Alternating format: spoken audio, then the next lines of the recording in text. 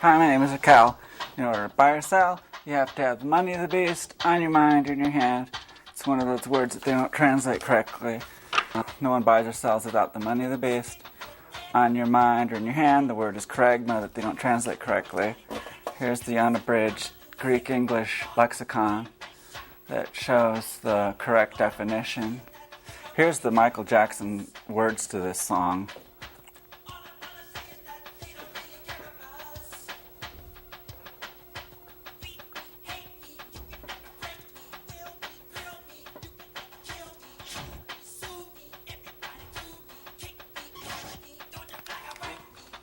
Say is that they don't really care about us. Yeah, here's the rising deficit in the federal government. Like California doesn't have any more money. You can see how, like, this was during the World War. The government was spending a lot of money. But, like, we've never had such a big deficit as before until now. During Clinton, we had, like, a surplus. And then down here you can see the national debt as a percent of the gross domestic product. And this is a pretty important thing here. And it's gone up, like, really high. This guy Murdoch, who owns a lot of the newspapers, The Guardian in London, he was using confidential information. He had some kind of influence on tapping telephones over in England. And so, like, I read that the Israelis have contracts to do all the billing, telephone billing, for all the big companies. And so, like, if Israel wants to snoop on just about anybody in the world, since they own these companies, they can, like, tap into your telephone and see who you are and what you're saying. It was a big story on the front page of the New York Times today. This is a picture inside a diamond mine in Africa. This is where these poor people have to work. People that think diamonds are so good. This is like a fake diamond or whatever it is, I don't know. But, like, they have to dig this stuff out of these sweaty holes. Here we go. The job rate, unemployment, has really gone up in these past few months. And the economy, the so-called you-know-what, is hitting the fan for me. It's really, our economy got looted by Alan Greenspan and this thing they call the Commodity Futures Modernization Act that was passed in the last days of Bill Clinton's presidency. He signed this thing just before Christmas, just like the Federal Reserve Bank was shoved in there just before Christmas. And, like, when Bill Clinton signed this, it was like the last day of his office, too. It allowed them to trade these derivatives on, like, very secret. You couldn't tell who was doing it or how much they were buying. Here's how the economy's been working for, let's see, since 1970 down here. And it shows, like, the cycles. There's an expansion, a slowdown, a downturn, and a recovery. And you can see that here's our chart right here, this blue one. But during the 70s, like, I guess that was right after the oil embargo, we went into a slowdown and a recession. And it took that long to recover. That's like October 74. Well, it took like about a year to recover. And so here we are going down around here.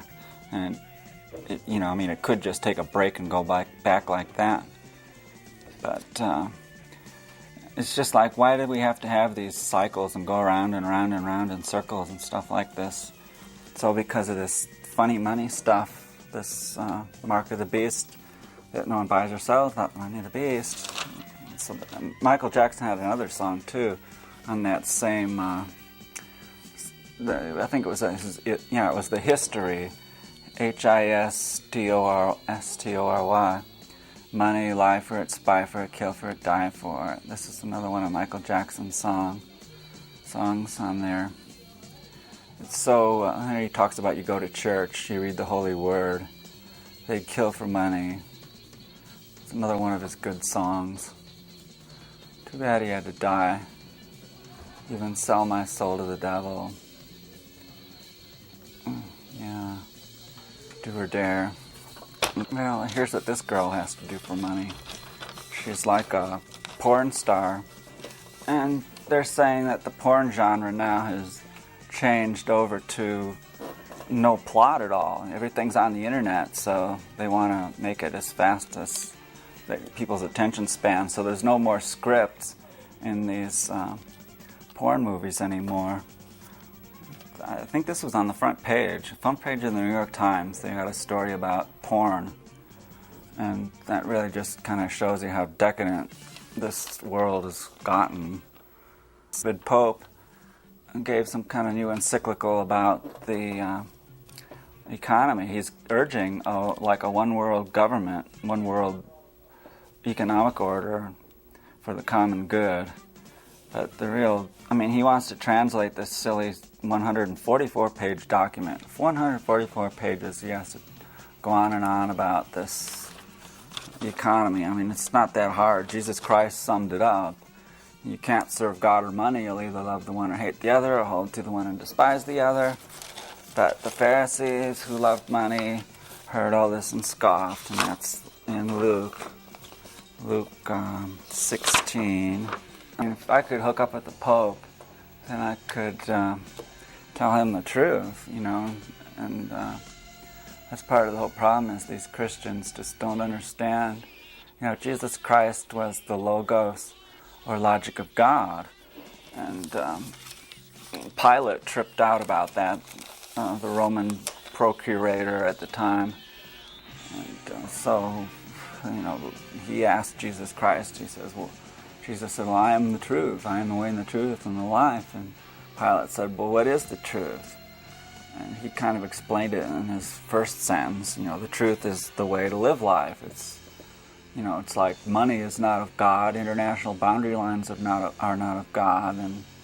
And these laws, the law should be in your heart. Like, I think it says, where does it say that? In Ezekiel somewhere, that the law will be in your heart. It's, not too hard to understand that, we got to make this world a better place. That's what Michael Jackson and Madonna say. I guess now if I could hook up with Madonna, we could spread the word. She had some pretty good stuff on one of her albums. But I was wondering, what do you think Putin is thinking in this picture when Obama is speaking to him? What do you think he's thinking? Is he listening to him, or does he think Obama is naive?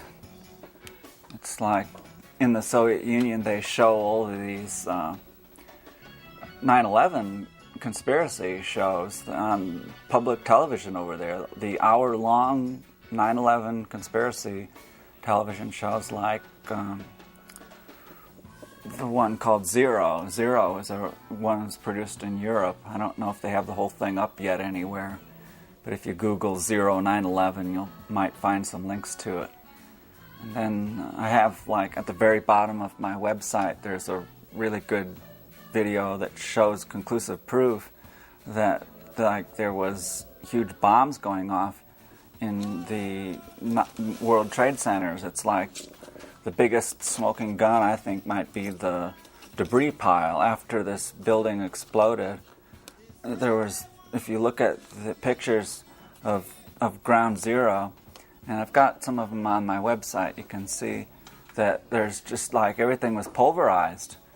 And there's no desks, no telephones, no doors, no anything left. Everything was pulverized. The only thing that was left in the debris pile were these huge steel beams, things that couldn't get pulverized with these huge explosions.